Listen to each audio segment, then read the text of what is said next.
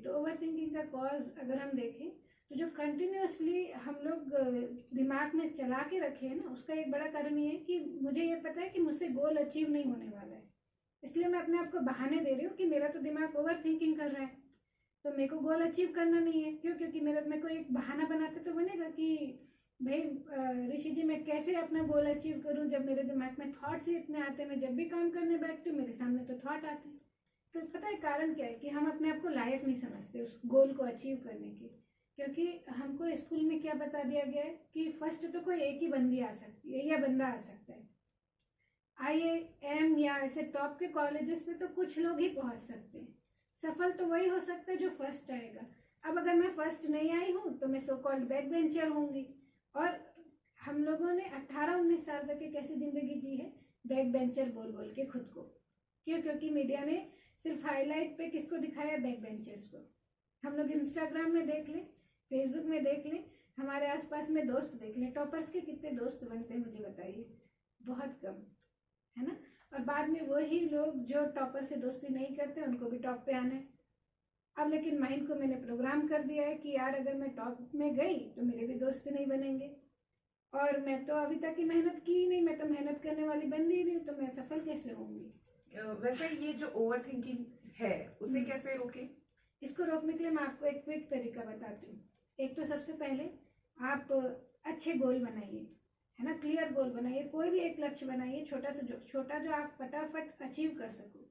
As simple as that, अगर आपको doctor बनना है तो आप एक नीट की एग्जाम की बुक खरीद के लाइए, उसको पढ़ना चालू करिए। आपका माइंड जैसे ही देखेगा ना ये थोड़ा सा सीरियस हुआ इंसान, वो आपको गोल की दिशा में लगा देगा।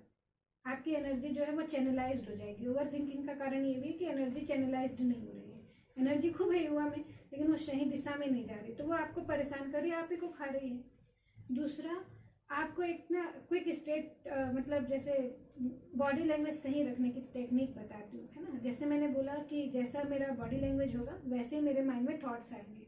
तो किसी भी इंसान को अगर ओवर थिंकिंग से, नेगेटिव थिंकिंग से, डिप्रेशन से, OCD से, कोई भी मेंटल बीमारी से बचनी है, मेंटल इलनेस से बचना है, तो उसको क्या करना चाहिए? कंधे चौड़े करने चाहिए, चिन अप करना चाहिए, मतलब अपने चेहरे को जरा सा ऊपर उठा के आसमान की तरफ देखना चाहिए, चेहरे में बड़ी सी स्माइल लानी चाहिए।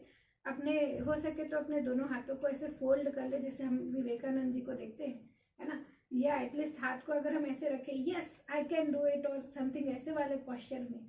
फिर उसके बाद हम अपने लाइफ के किसी भी ऐसे मोमेंट को याद करें जहां हम पहले कॉन्फिडेंट रहे हैं, जहां हमने कोई भी छोटी से छोटी सफलता हासिल की है ना, उसको याद करें और याद करते हुए अपने आप से कहें कि ये मेरे उस सफलता का, उस मानसिकता का लेवल 1 है, ये मेरे माइंडसेट का लेवल 1 है, और मेरे काउंटिंग के साथ ये चीजें बढ़ते जा रही है। फिर आप उसको धीरे धीरे लेवल 10 तक लाइए, 2, 3, हाँ मैं कर सकती हूँ, मेरे लिए सब कुछ आसान है, मैं चट्टान की तरह मजबूत हूँ, 3, 4, और मेरा ये जो मानसिकता है, जो मेरी ऊर्जा है, मानसिक ऊर्जा है, ये बढ़ते चली जा रही है, 5, 6, 7, मैं सब कुछ कर सकती हूँ, मेरे लिए सब कुछ आसान है, हाँ मैं एक वो इंसान हूँ जो कमिटमेंट कर सकती है और कमिटमेंट पे पूरी खरे उतर सकती है, 7, 8, 9, 10, और जैसे ही 10 आए आपको इमेजिन करना कि आपके आंखों के सामने एक बड़ी सी कांच की दीवार है, और वो कांच की दीवार मतलब आपकी मानसिक वो अवरोध, आपका वो बीमारी, और आपको एक पंच मार के उसको हिट करना है।